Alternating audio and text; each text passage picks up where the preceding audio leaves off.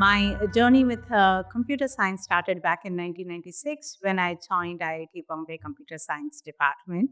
That was the first time I actually coded something. That was the first time I, in fact, interacted with the computer itself. Academic skills, expertise skills, as well as social skills that I developed during those critical 4 years at IIT Bombay Computer Science Department. My major there was data warehousing and indexing in data warehousing. Post that, I went to Georgia Tech, then enrolled into PhD program for collaborative filtering. So I would say that combination of data warehousing combined with collaborative filtering. At that time, Amazon was just coming up, and the recommendation engines and all of those were just starting to come up. So being on top of those innovations was the early beginnings for my career.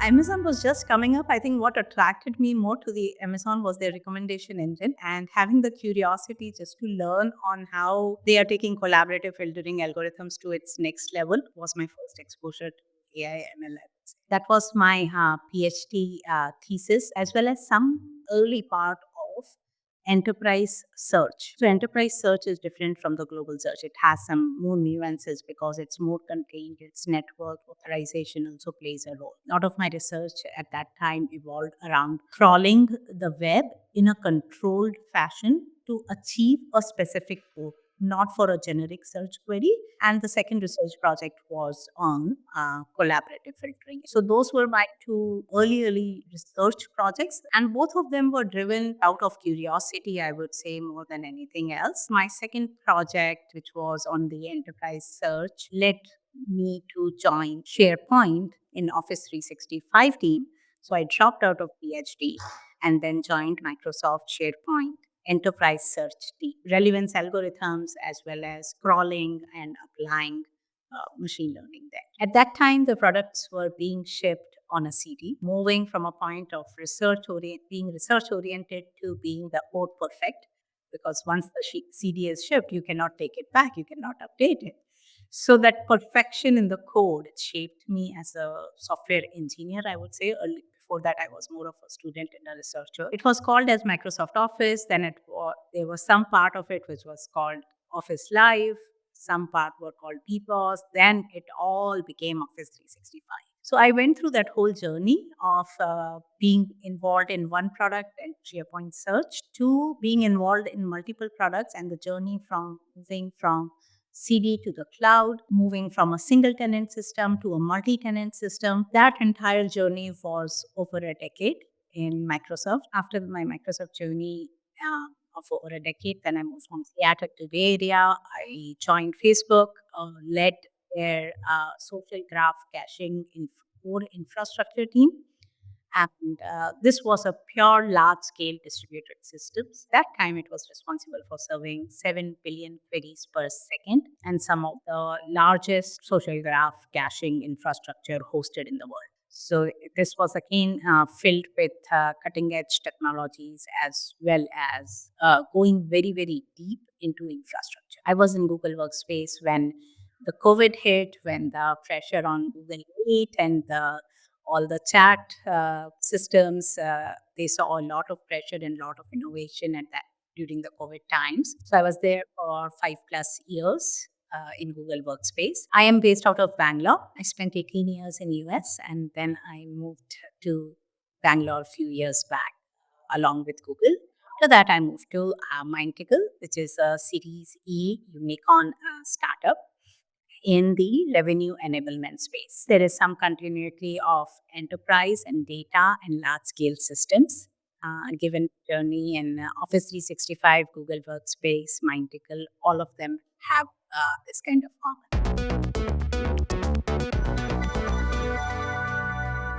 See, whenever some innovations happen, enterprise is the second one to absorb. For example, when the cloud systems came online, AWS came up, the Azure started to come up. Moving enterprise applications to cloud was a second step in the tech industry just because of the requirements that enterprise has. Whatever industry you are in, there are a lot of regulation which goes in, like how my data can be hosted, where it can be hosted, what it can be used for, what it cannot be used for. and many of the enterprises were comfortable hosting their own systems. Moving to cloud was a second step after the cloud had matured.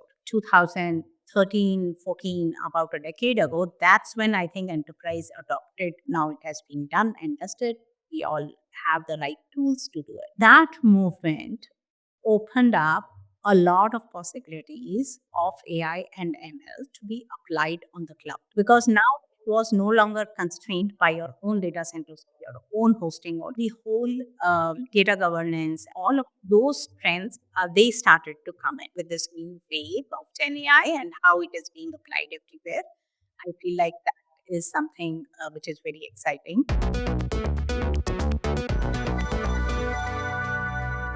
When we have companies like AWS commit to hosting such large setups and providing all the functionalities for an enterprise to be successful, it's not just about hosting, it's about having the right level of backups, having the right resiliency, log structures, having the right monitoring, alerting, making the enterprise user productive. They are able to perform their job easily. Like AWS is an enterprise hosting solution. They provide you tools to make sure you are able to host things and the developers are productive in hosting their own software. Mindtickle is a revenue enablement platform. We make sure the sales organization people are able to do their job from onboarding to making a sales pitch to doing the selling. That whole cycle, we can make them productive. If there is an outage or some kind of blip or some pattern is not matching in my hosting infrastructure, I expect the anomaly detection algorithms to kick in and inform me that something is going wrong. In some cases, I will also expect automated recovery.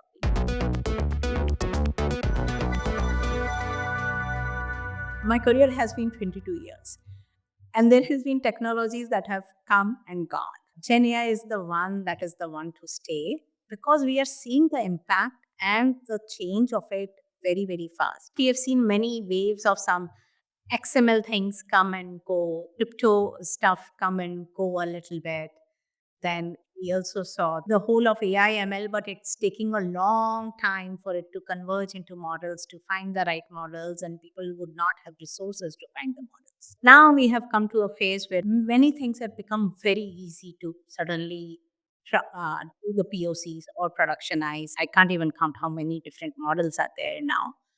But AWS itself is hosting a bunch of things on Bedrock in order to bring things together. So there are tons of things which are available for you to try out and do. At least in our industry, which is the revenue enablement space, we target the sales organizations. Earlier, the salesperson would onboard by taking trainings, coaching. That has changed the onboarding from 3 to 4 months to a week or 2 weeks. You don't need to take 10 courses to in order to get ready for your first sales pitch. You just need to do an interactive role play with her AI bot who will know all the knowledge about yourself and the customers that you're going to pitch to, and the bot is going to prepare yourself. That's a drastic change in the industry. This is the first phase of that innovation where a lot of applications are emerging. So this is the phase when you let the thousand flowers bloom. We are in that innovation phase or trying out phase where everyone is okay to absorb some cost of it. We also don't know what does it mean to the environment and the carbon footprint. That do you know every query, Gen AI query you are making, and what is the carbon footprint of that? What I enjoyed most with Dr. Werner, the CTO of Amazon, and the conversation with him is this problem is top of his mind. That was such a good insight to me that you cannot ignore the problem of how will you host this infrastructure. AWS is also looking at their own hosting and their own carbon footprint.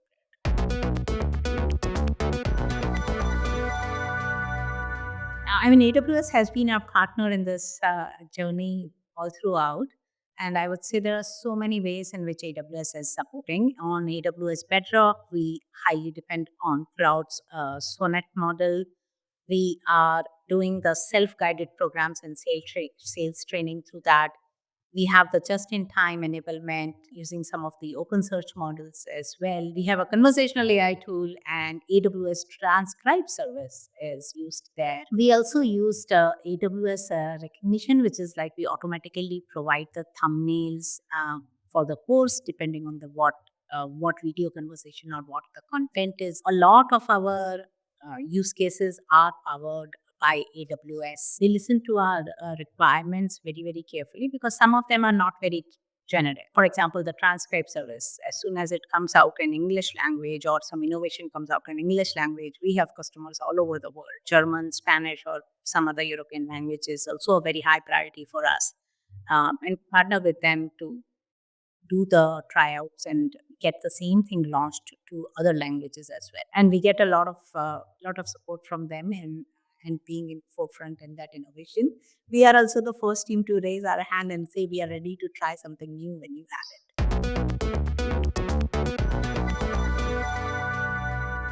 I would say the industry is overflowing right now with the amount of information available and the tools available for you to absorb. Couple of major sources which are there. One is definitely AWS bringing us the best of the breed. Also, we directly work with their solutioning team as well as with their engineering teams. AWS is a very customer focused, and so I'm directly connected with some of their engineering leaders to bring that innovation as fast as we can to the industry.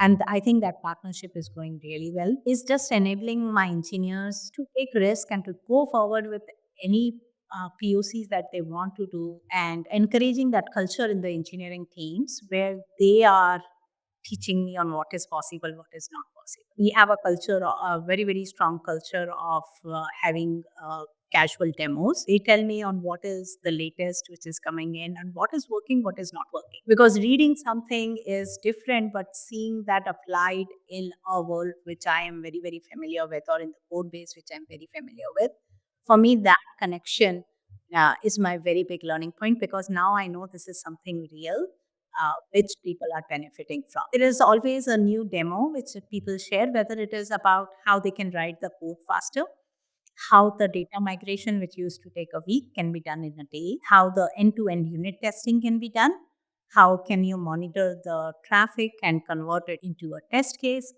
All these kind of innovations, when I hear from my engineers, I think that always brings a spark, and it's easy for me to follow through on that innovation.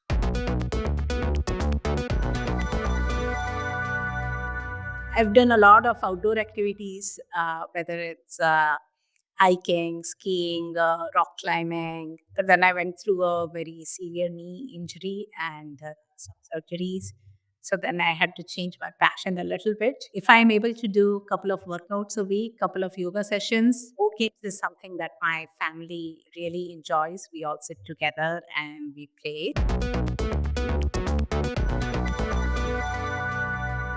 My son has become even more lazy. I think he writes his own bots every now and then, and he tries to pull me in debugging some of his code as well. So that's been refreshing. But I like on how the new generation is thinking. Sometimes enterprise users are, can you give me the information in the some structured way, which it's more of the read pattern, right? The new generation is, can you do the task for me? Help me debug this code.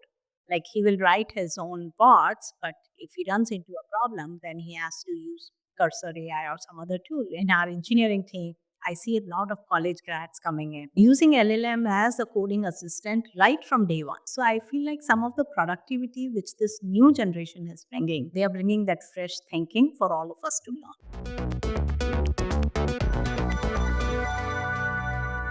What software engineers are working today, I mean, it will shift. Everyone is going towards a generic LLM model. How do you create a clone of that model which is specific to your use case and you use it to the maximum potential and it's very optimized? But if you are serving 4 billion queries per second and 7 billion queries per second and you are calling these functions n number of times, you want this function to be as efficient as it can be. You'll still need software engineers to provide that level of efficiency. Use the to use it in the right way. It has enabled all of us. It has made people more productive. It has brought technology to the industries, enabling all of those use cases for the humankind as well. Quantum computing is still far away. I feel like that innovation will come to us, which will make these applications even more efficient.